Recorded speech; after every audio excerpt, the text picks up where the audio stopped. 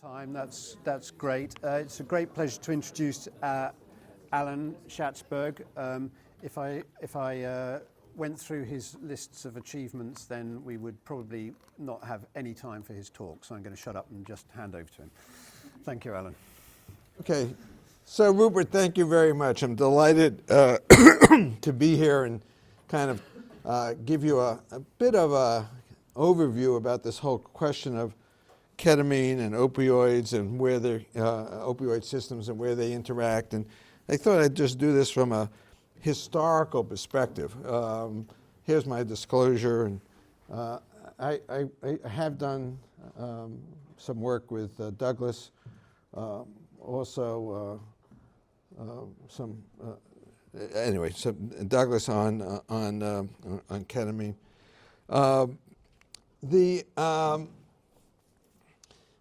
How do we get into this? This idea that ketamine might have some opioid properties. So, and this started about 10 years ago.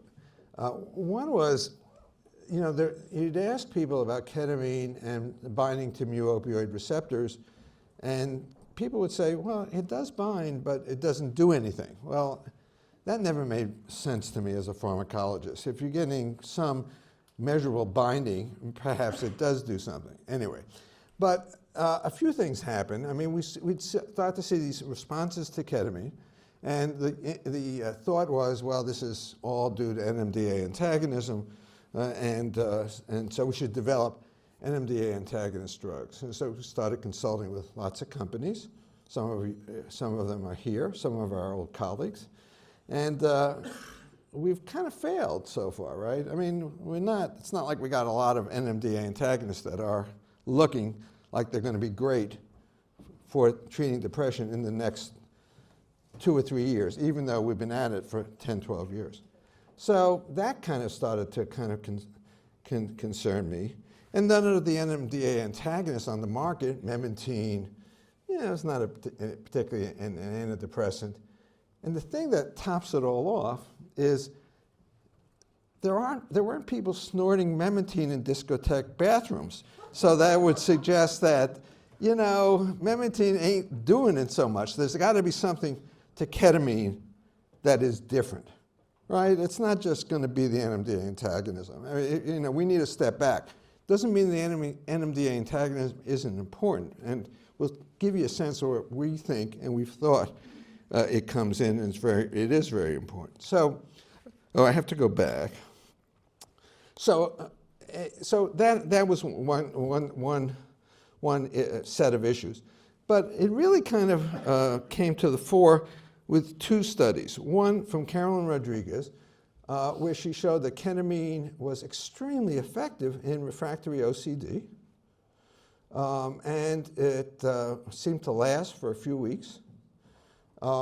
She's now presented, and you'll hear this tomorrow from Peter Van Rossel, the replication of that study. Has quite dramatic effects.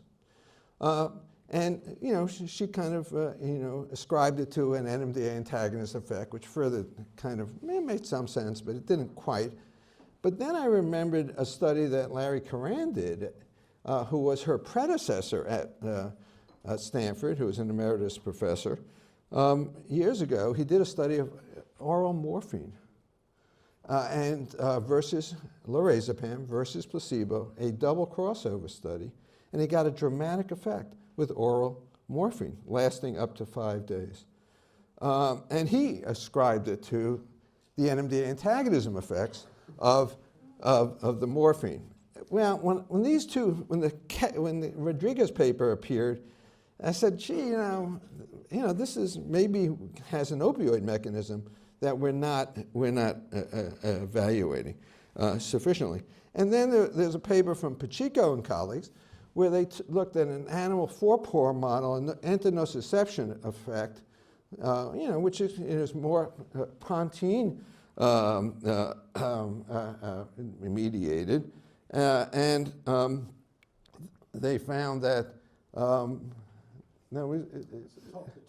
it's the top one. Okay. Oh, look at that. Okay. That's me. What they found was that ketamine, in fact, increased the 4-pore exposure when given with saline, the amount of time on it, and with increasing doses of naloxone, you block that entirely. And they did that also with a delta opioid antagonist as well. So they showed, in fact, that the pain effects of ketamine were partly opioid derived.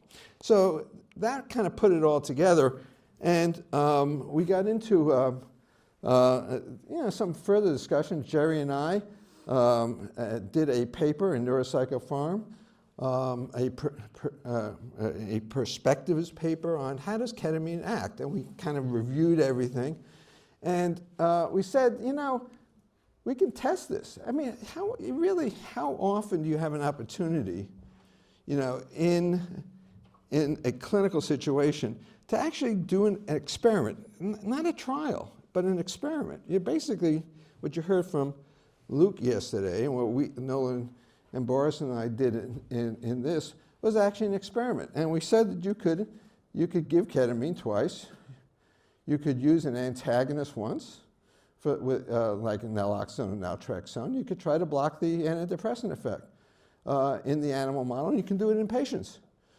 So instead of just doing it mostly in animal, because I'm not an animal researcher, we set up to do a study very much like Luke talked about yesterday, and we published this in the American Journal in 2018.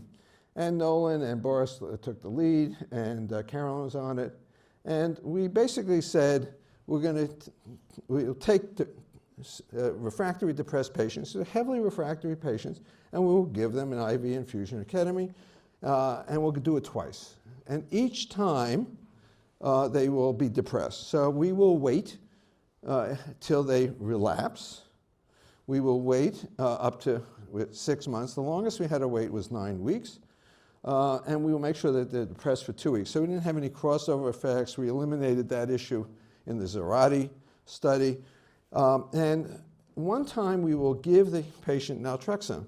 We'll give them 50 milligrams, which is the kind of well-studied standard dose, and which in fact peaks in 40 minutes in brain, well-studied with PET.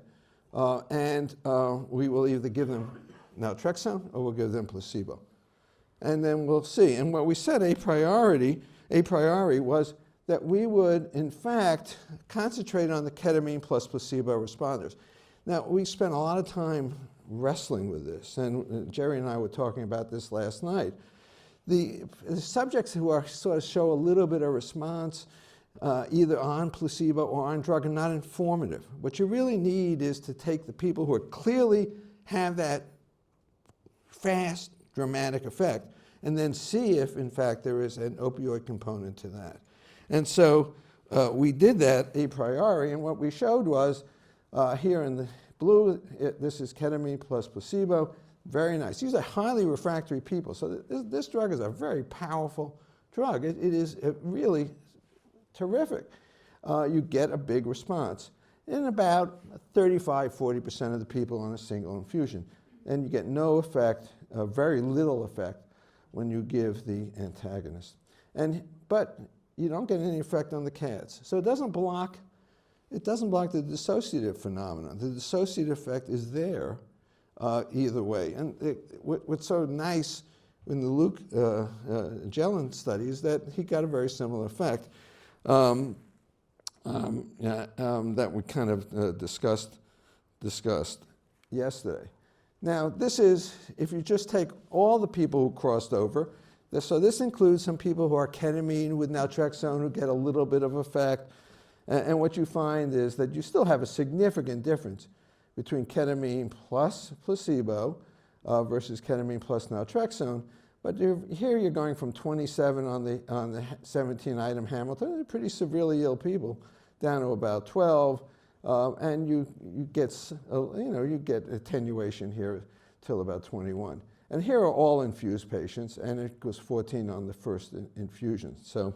And this gives you a Cohen's d of about 0.7, and Luke, I think, found a 0.6. So, it's unusual to be able to do an experiment, and it's even more unusual to get somebody to replicate your experiment. this is like, for me, a kind of an odd thing, and it's something that we don't get a chance to do in man very much. Now, when we look at the suicide effects, we didn't recruit for suicide, but you can see here on the HAM-D item, they're around almost 1.5. On the MADRS, it's about 2. If you look at the ketamine responders, they show a nice suicide response, as you would expect, attenuated with the naltrexone. So we get the effect on the depression, we get the effect on the suicide item, and we don't get an effect on CAD. So it suggests that there is something to an opioid-mediated mechanism with ketamine, particularly in these AHA, really dramatic responders. And we were at a Cold Spring Harbor conference where we were debating this issue, a number of us, and there was someone there who at that time was doing a website where they rated ketamine clinics. So they would, to try to really get people, if they're going to go get ketamine IV, to know that there were, legitimate spots. So, and he was one of the early Zarate patients. This is an executive from Seattle, and he was giving his talk, and he said, when I got that ketamine, I would give anything in the world to get that experience again. And, and I was in the audience, and there were about 30 of us in typical Cold Spring Harbor conference. And I said, hold it, time out. Listen to your words. Listen to how you're describing that experience. And somebody had used the same kind of terms yesterday, talking about that profound experience of the ketamine. It's not just, hey, I'm less depressed, thanks, I'm getting better, or whatever. It's that aha kind of experience. It's important, but what mediates that? LTP? It doesn't really make sense, right? There's got to be something else. And we would suggest that is the ketamine effect, and we can block it.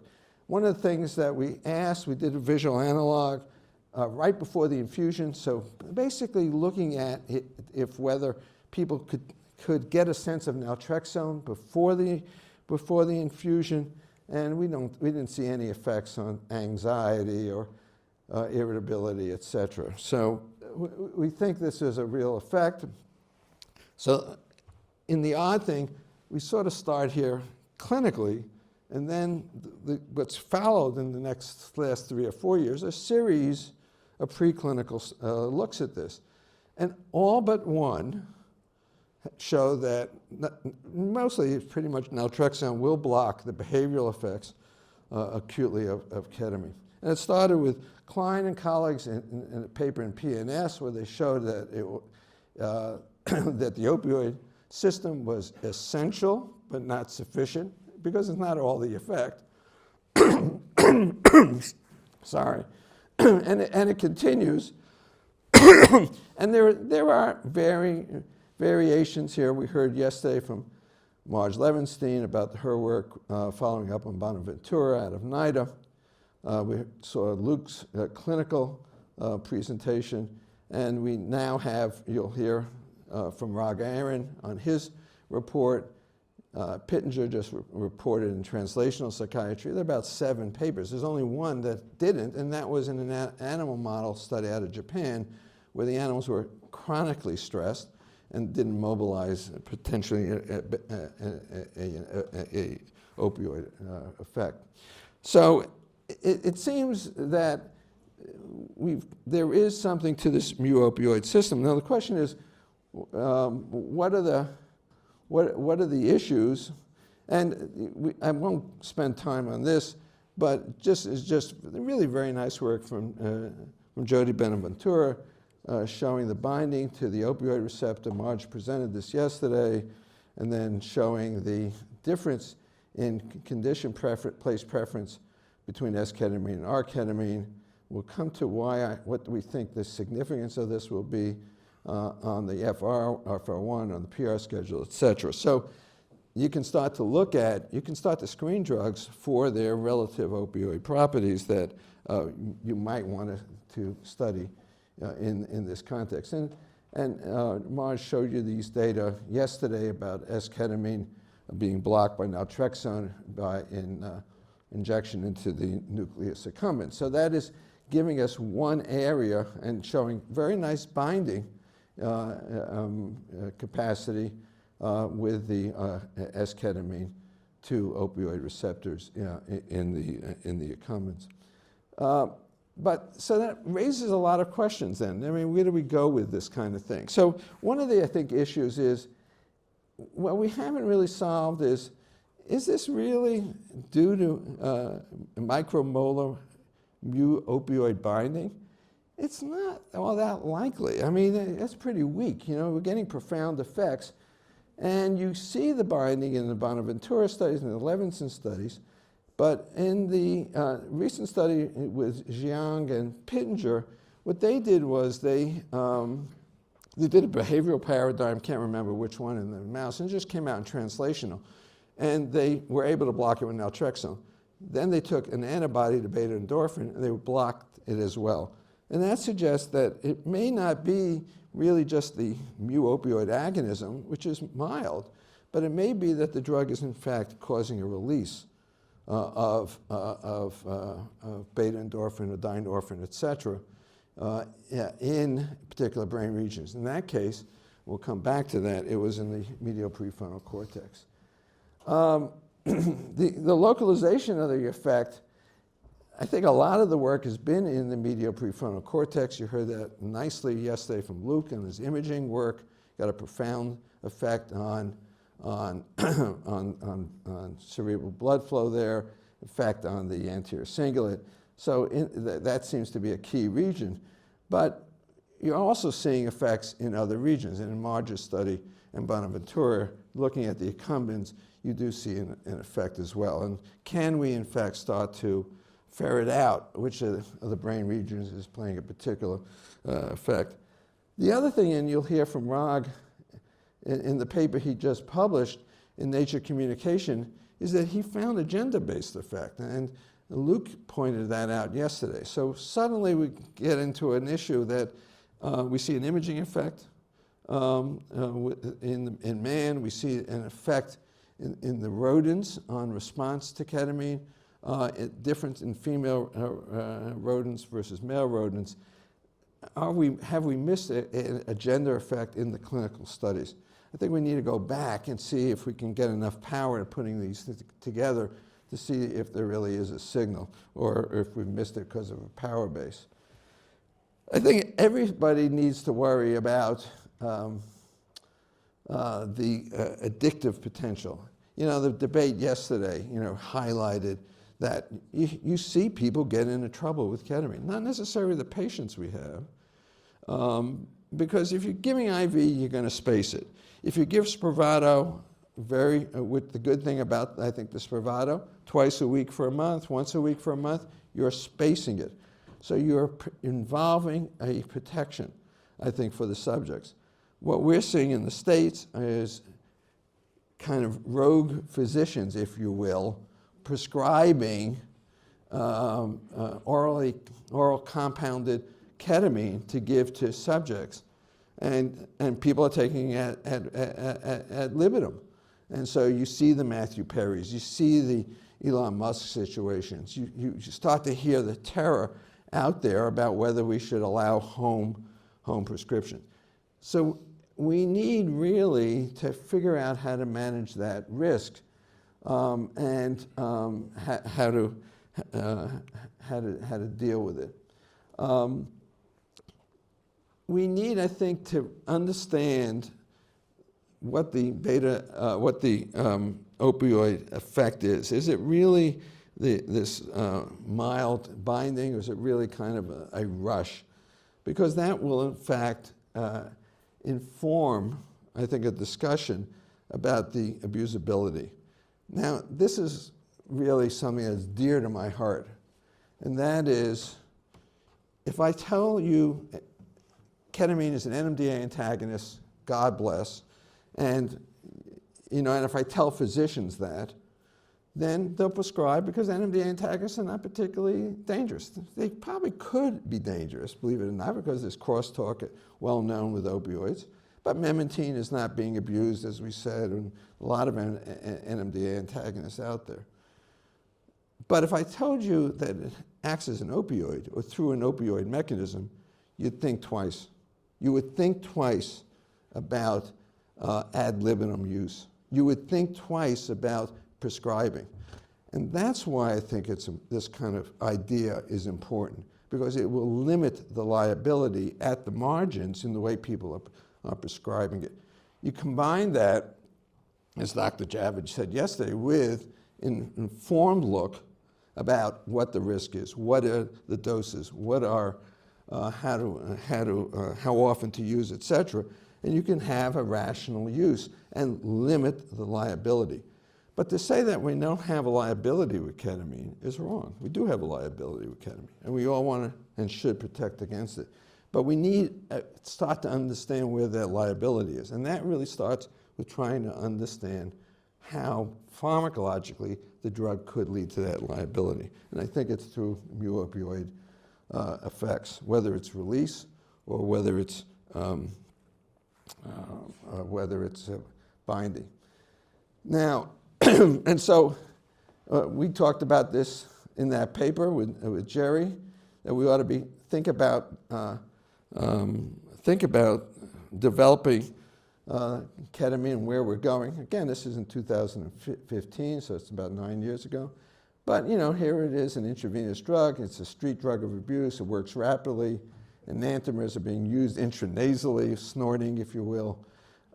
We should be anxious. We need to be as careful and conservative as possible and rule out whether it's acting through an opioid mechanism. So I'm glad that we're seeing that there are data that are coming out that indicate there is some opioid issue. I won't tell you more about Matthew Perry and the tragedy there.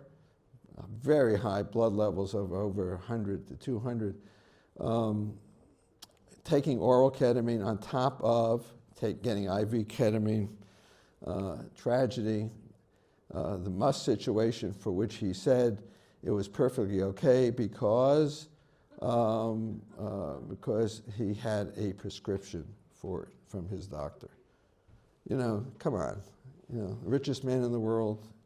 This is a problem, folks. We need to really start to think about it and think about how to educate the agencies, educate the field. Now, what about drug development? And here, and I go back to discussions with Wayne back in the back room. Wayne's going to tell us about Spravato, whether there's an opioid effect or whatever. The companies still can screen for getting a drug that's an NMDA antagonist. But my fear is that isn't the answer. We're seeing it now, folks. We're seeing when people try to play it on the NMDA side rather than on the opioid side, they don't get much. So dimethadone is going to be it, right? 25 milligrams. We're going to keep it low. It's going to be NMDA, not opioid. We don't get any antidepressant effect. You want to push to 150, you'll get a good antidepressant, but you'll have an opioid. So bupropion, dextromethorphan, unclear where that stands. We're looking at tianeptine derivatives. So we're doing a study with the folks at Sinai and Columbia. And here's arketamine, and I would say that arketamine, and then we have some of the kappa antagonists. So arketamine, or dimethadone, you don't have abuse liability at 25 milligrams. So you had this suggestive phase 2 study, small, using the FAVA paradigm. They seem to have a positive effect. The first 2 phase 3 trials, dead, right? I mean, really disappointing. Romaldia is now trying to get a positive 3rd study. But this is a real problem. There's a lot of money spent on this stuff, trying to get this NMDA story to be the antidepressant story. And when we look at the R-ketamine. You know, you heard some of it yesterday. You know, that a Thai press release, you know, discouraging. And, you know, there was a great deal of hope on this, you know, and very, you know, and maybe there's still hope.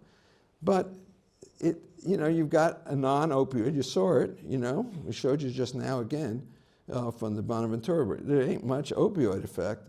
That's good, but it ain't good if you're going to develop an NMDA antagonist as an antidepressant. That is what I think people need to start to screen for potential opioid effects. And it may be that ketamine will be unique. It is possible that as ketamine and as NMDA antagonists in terms of their opioid potentiation.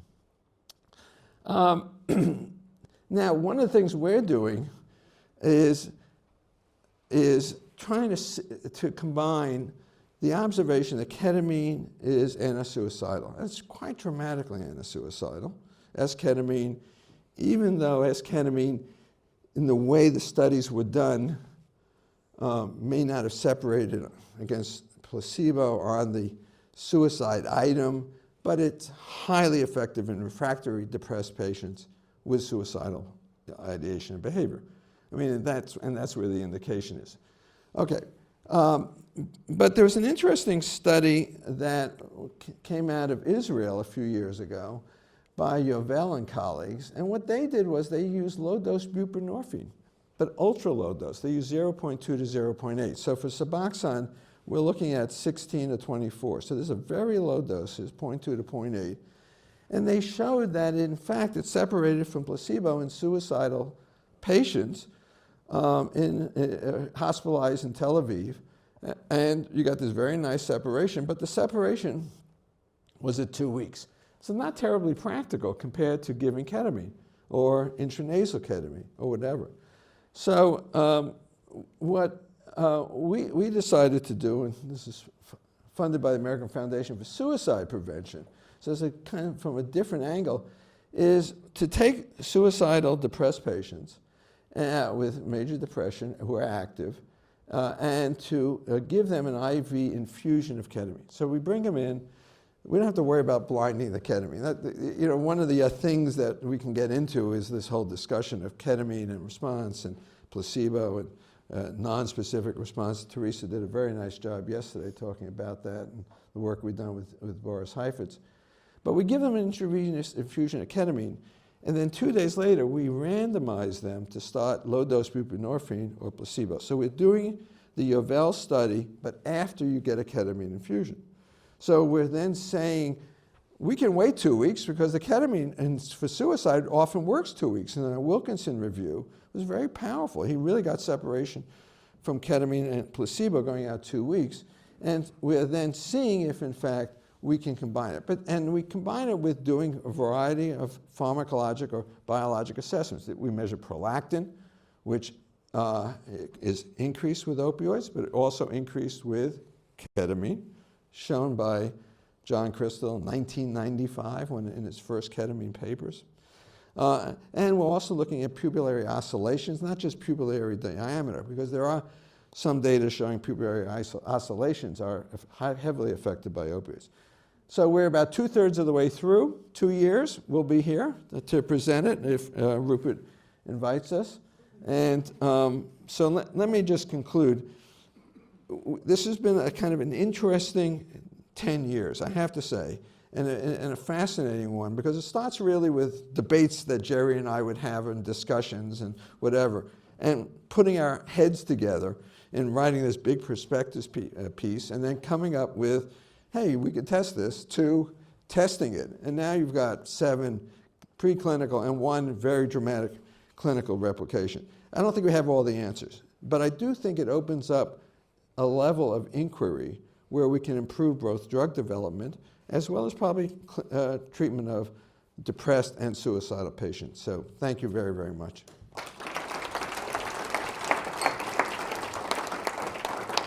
Is this mine? I'll take this. Thanks very much indeed, Alan, for bringing that all together so nicely. Time for one question. Jonathan. So, two Yeah, I'll yield to the other. We'll do two, Jonathan. We'll do two Jonathan questions. thanks. Thanks, Alan. So I just wondered two things. One is, if you give patients, if you set up an experiment where you're giving patients placebo, and you set that experiment up would you be able to see endogenous opioid release related to the placebo response that you'd be getting, and such that, and because I think the micromolar, these micromolar levels of binding as ketamine are probably not significant given the levels you're getting with the 0.5 mg per kg. I think it's a very good question, and we've had discussions with John Carzubieta, who was supposed to have done that trial a few years ago. It hasn't, pre-COVID or around COVID. So it eventually would get done, and hopefully the folks in Pittsburgh who've taken over the work will get to it. So I think that needs to be done. Yeah, because I think the issue with our ketamine is that if you assume that you're getting endogenous release of opioids as the reason for this, this phenomena. I mean, I don't. Maybe I'm wrong, but it doesn't seem like anyone's looked at the R isomer to look at whether it's you would see the same effect as the S isomer, and the R isomer has trivial binding, at opioid receptors. So it just seems to me that if that, and I guess the other question would be just, we don't want to get into a situation where we create some bias clinically by sort of tagging ketaminergic treatments as being an opioid, an opioid problem, because I think that could also, because on the one hand we want to recognize the abuse potential, but on the other hand we don't want to stigmatize what is probably one of the most important new treatments in decades. Yeah, I think that is. I think this is. You have to play the balance, but it seems to me that we have a lot of use that's not within the prescribed ways. So we need to be able to control that, and we need to explain it. But what I do think, and we argued this in the paper, and I didn't say this, and then hopefully we can have Dr. Javik make a comment. What we argued in the paper that Nolan and Boris and I did was, it's not that the NMDA antagonism isn't important. What I think happens is you get a surge of opioid release. Let's say it's endogenous opioid release. Let's say Pittenger's right. But what the NMDA antagonism does is give you the LTP response to that. So you take away the opioid, and you have a pure LTP, NMDA antagonist that has LTP, but you're probably not going to get a big antidepressant effect.